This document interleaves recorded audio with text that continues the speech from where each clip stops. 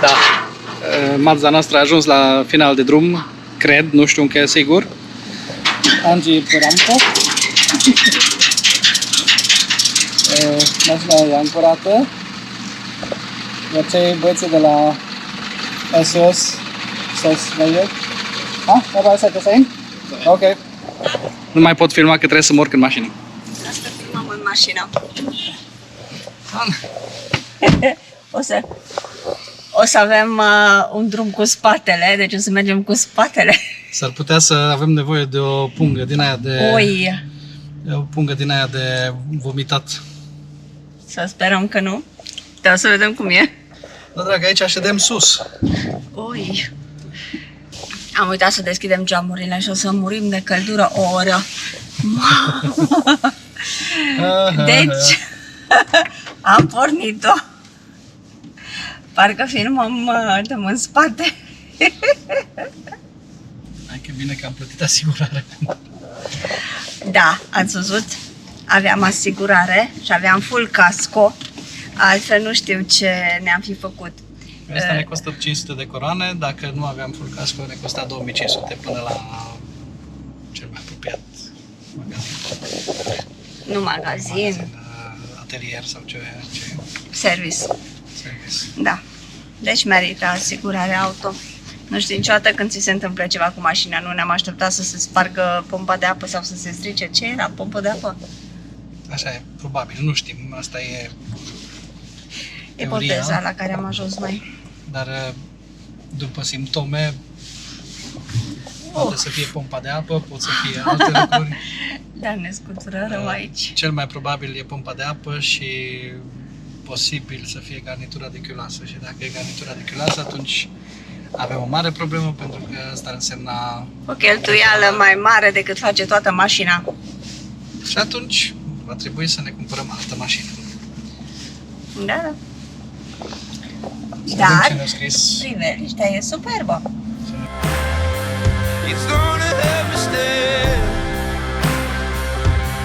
'cause I just need a helping hand. It's gonna help me stand. It's gonna help me stand.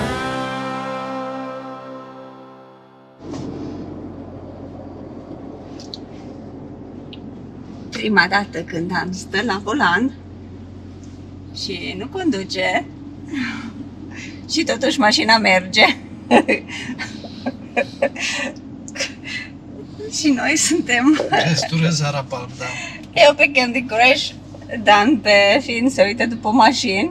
Cred că e timpul să schimbăm mașinuța și o să vedem ce putem cumpăra. Așa-i, soare? Prea ocupat.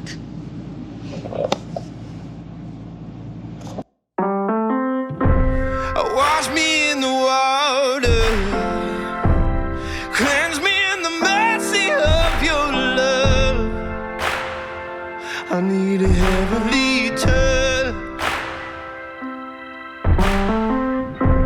'cause I'll be backsliding.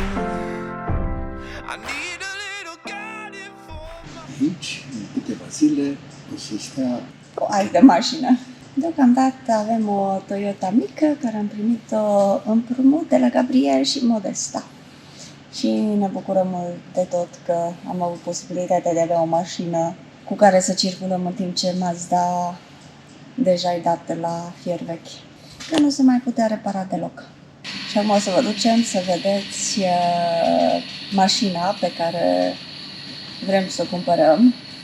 Dar înainte de a o cumpăra, o să o ducem la o reprezentanță Volkswagen ca să o verifice și o să cerem un raport de stare, un Tilstands raport, ca să fim siguri că mașina nu are probleme ascunse și că nu o să cumpărăm pisica în sac.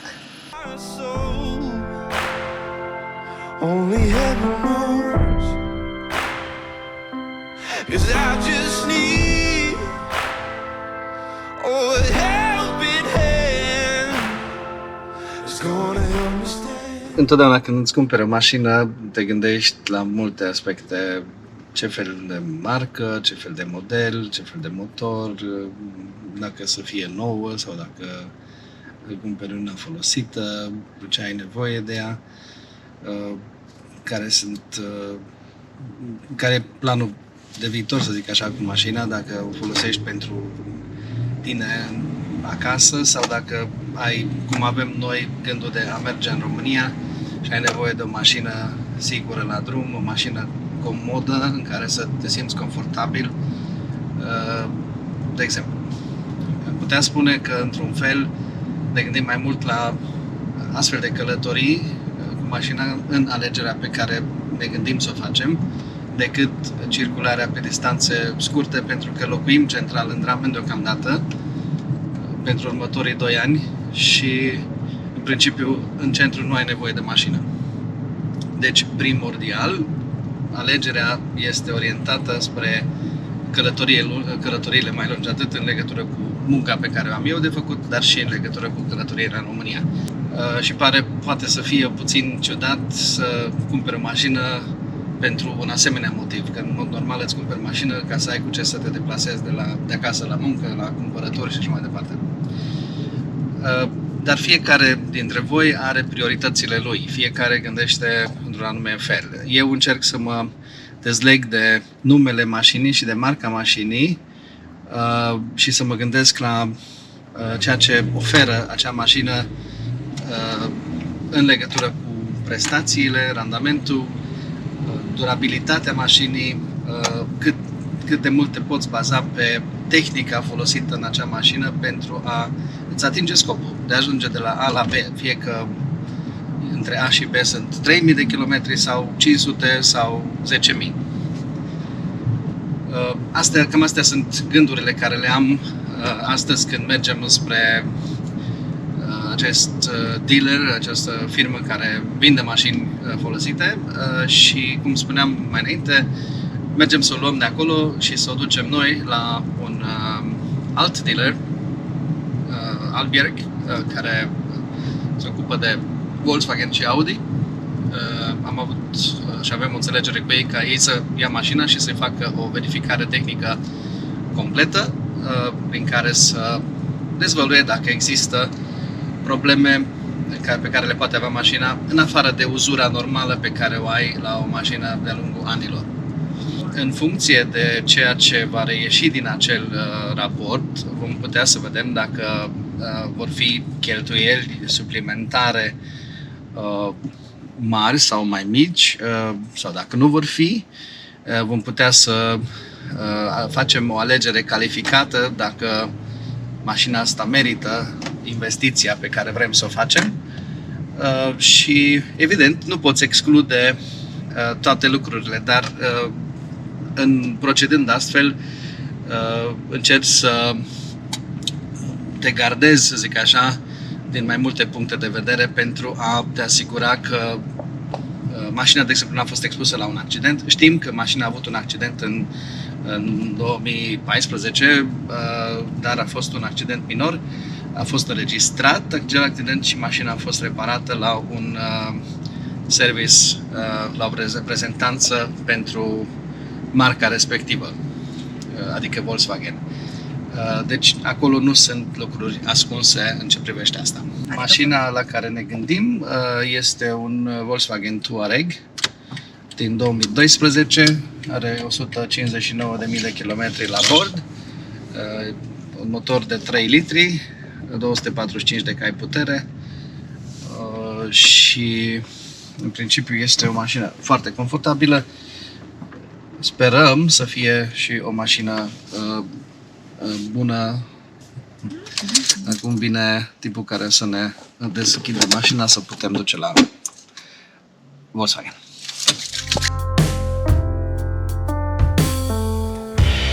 So I hit my knees and I'm crying out, please, oh Lord, won't you bring me back home? Yeah, wash me in the water, cleanse me in the mercy of your love. I need a heavenly touch. avem de face cu un Touareg pe care îl vom duce acum la reprezentanța Volkswagen pentru a îi face un test. Doamne ajută! Ce o să fie? În spate am primit, adică dacă cumpărăm mașina o să primim și 4 roți, cauciucuri de iarnă, așa? Da, 4 roți cu roți de iarnă pe ele, cu spikes. It's gonna help me stand. 'Cause I just need a helping hand. It's gonna help me stand. Băieții au acceptat ca să ducem mașina la Volkswagen, care nu este mai departe decât peste drum, în următoarea parcare. Cei de la Volkswagen au dorit ca să fim noi cei care venim cu mașina și să le aducem aici pentru a le da posibilitatea să-i facă aceste teste de care spuneam. 'Cause I just need. Motorul aproape nu se aude deloc și chiar dacă e destul de voluminos, sau cel puțin așa se simte, e foarte ușor de manevrat. Bun, am predat mașina la Volkswagen. Percepția mea este că oamenii de acolo sunt foarte ok. Ne-am luat un pic de timp să ne uităm și la mașinile care sunt expuse la Alberg, cu care am avut până acum o experiență foarte pozitivă. Din păcate ei nu au mașini la nivelul nostru de toleranță ce privește finanțele, dar ne putem face o idee despre ceea ce există pe piață.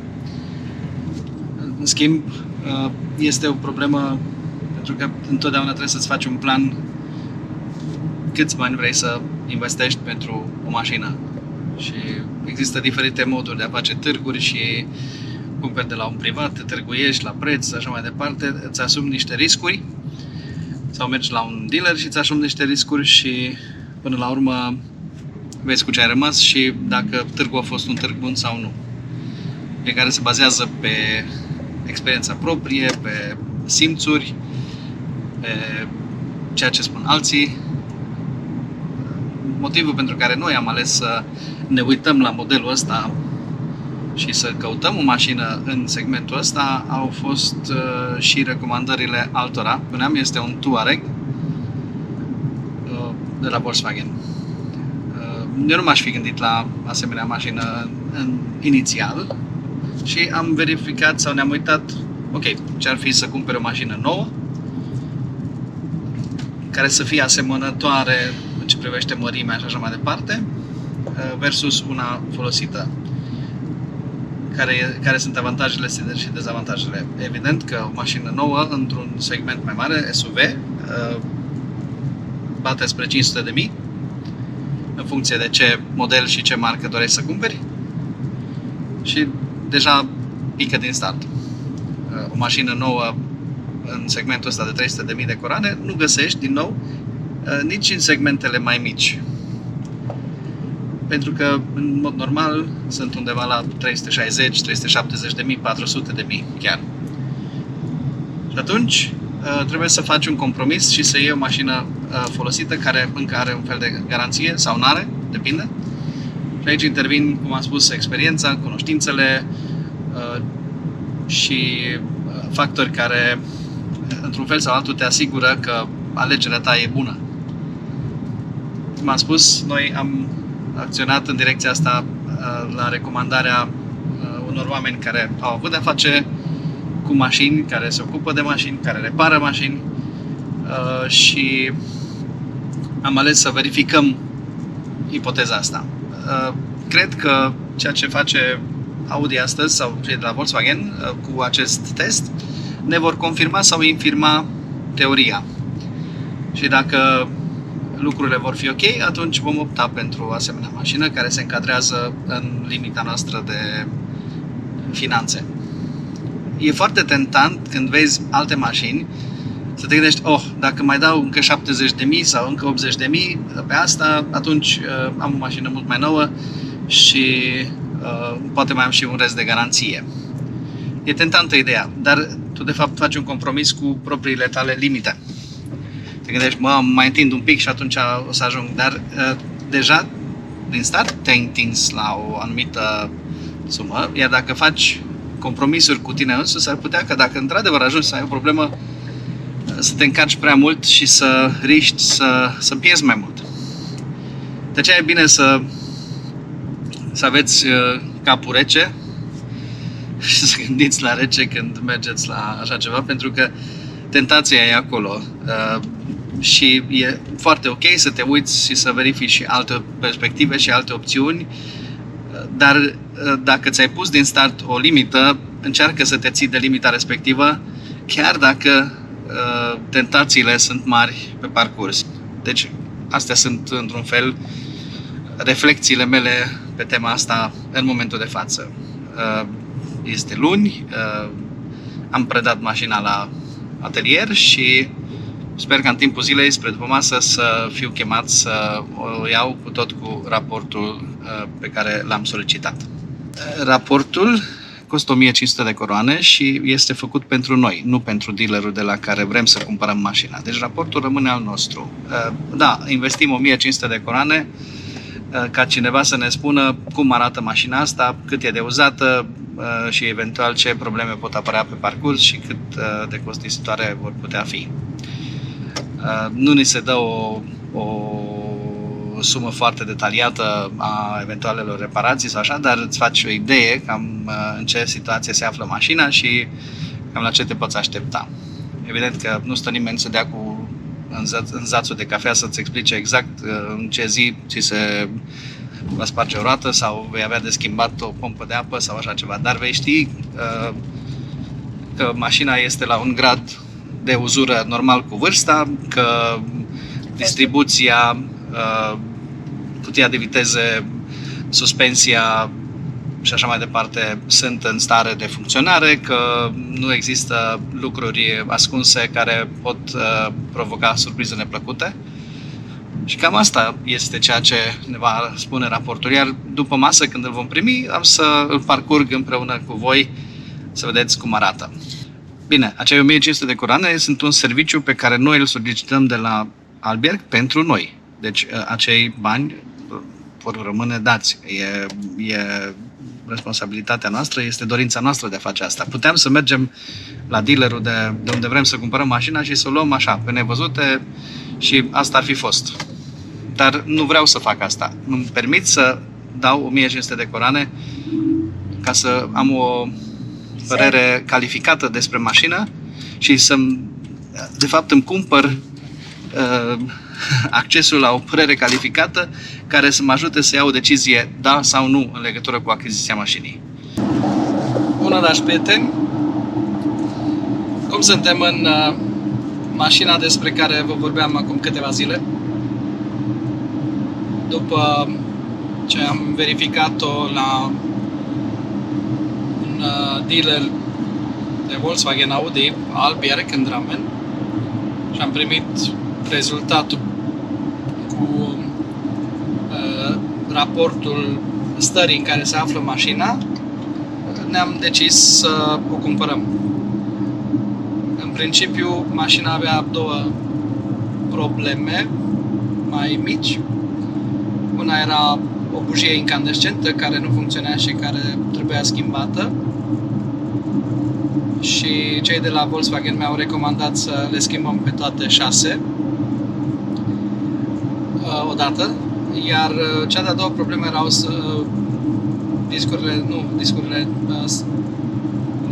plăcuțele de frână de pe spate, care erau uzate și se aflau în ultima treime ca grosime. Deci încă se putea circula cu ele, dar ar fi fost nevoie să fie schimbate. Și m-am dus înapoi la cel care avea mașina de vânzare și am arătat raportul de la Alberg și efectiv doar i-am spus că în baza acelui raport noi suntem dispuși să cumpărăm mașina, dar am întrebat ce părere are despre cele două lucruri și dacă are ceva de oferit. Deci a fost o discuție foarte ok, fără să... nu plecasem cu gândul să mă târguiesc cu el, ci doar l-am întrebat. Și el mi-a zis, uite cum facem, dacă e ok pentru tine așa, eu las 5.000 din prețul mașinii pentru ceea ce ai de plătit la Albierg pentru schimbarea bujiilor incandescente, care în principiu a costat vreo 4.600 sau 4.500 și frânele sau plăcuțele de frână le schimbăm noi până când vii să iei mașina. Și am zis ok și au reparat problema de la ușă, era o lovitură în ușă unde se dusese vopseaua, aceea au vopsit-o până a doua zi sau a treia zi peste weekend au vopsit-o, a fost gata, arată foarte ok. Au schimbat plăcuțele de frână și am primit 5.000 reducere din prețul inițial al mașinii. Iar când am venit a doua zi după ce schimbaseră plăcuțele de frână, totul era pregătit, finanțarea și semnarea contractului și garanția și așa mai departe. Am optat pentru o garanție plus la nu mai țin minte cum îi spune, dar Angie va pune pe ecran acea garanție. Și este valabilă până mașina ajunge la 200.000 de kilometri sau împlinește 12 ani de la prima înmatriculare. Deci cam 1 an și jumătate va avea garanție, cu condiția ca serviciurile să fie făcute la o reprezentanță acreditată la Volkswagen sau de Volkswagen sau un atelier aprobat de Volkswagen.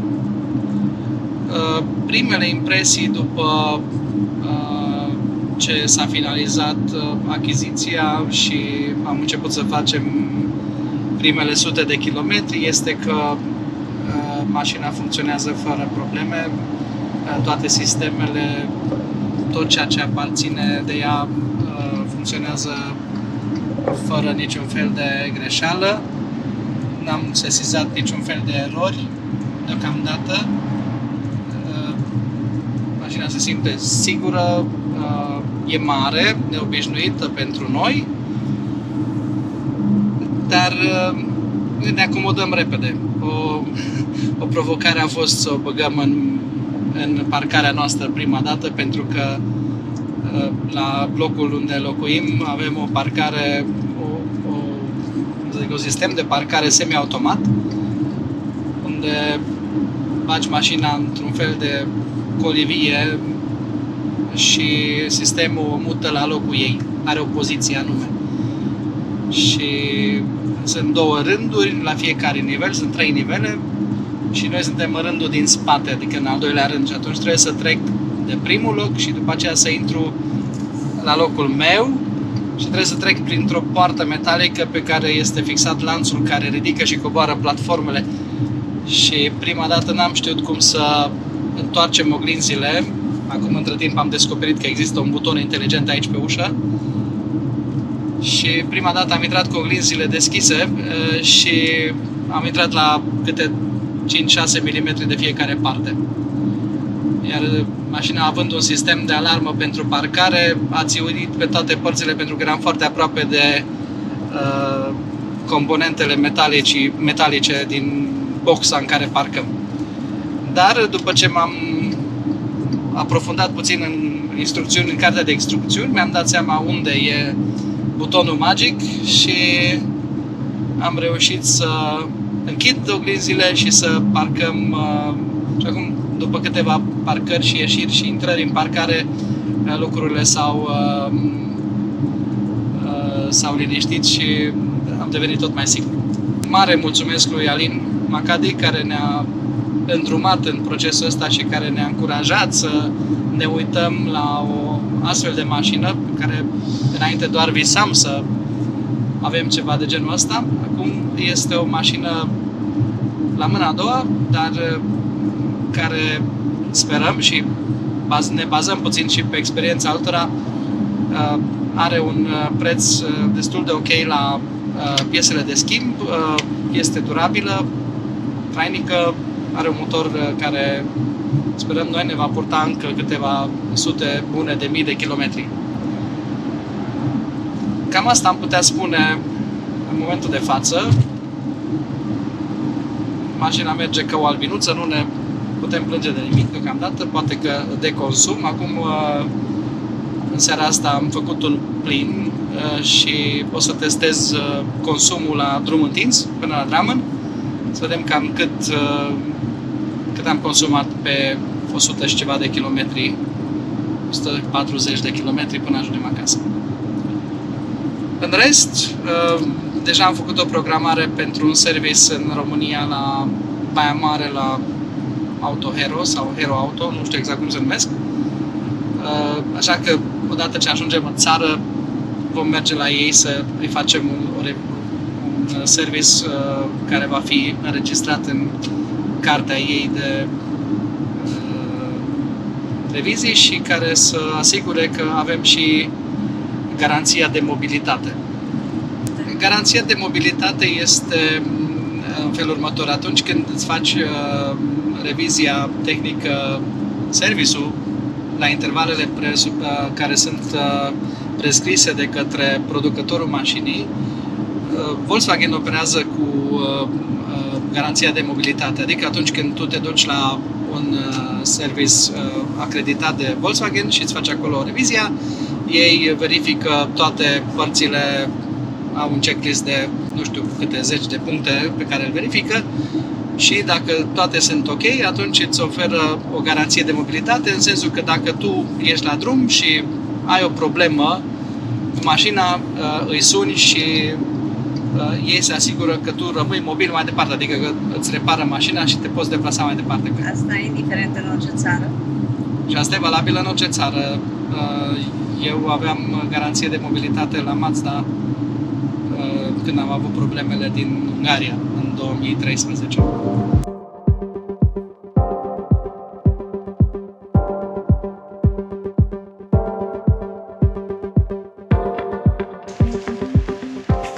Mission accomplished. Mașina în garaj, fără să atingem pereți, fără să atingem porți. Și de aici va fi mutată când vine următorul, va fi trasă la locul ei și celălalt își poate scoate mașina. Peace out.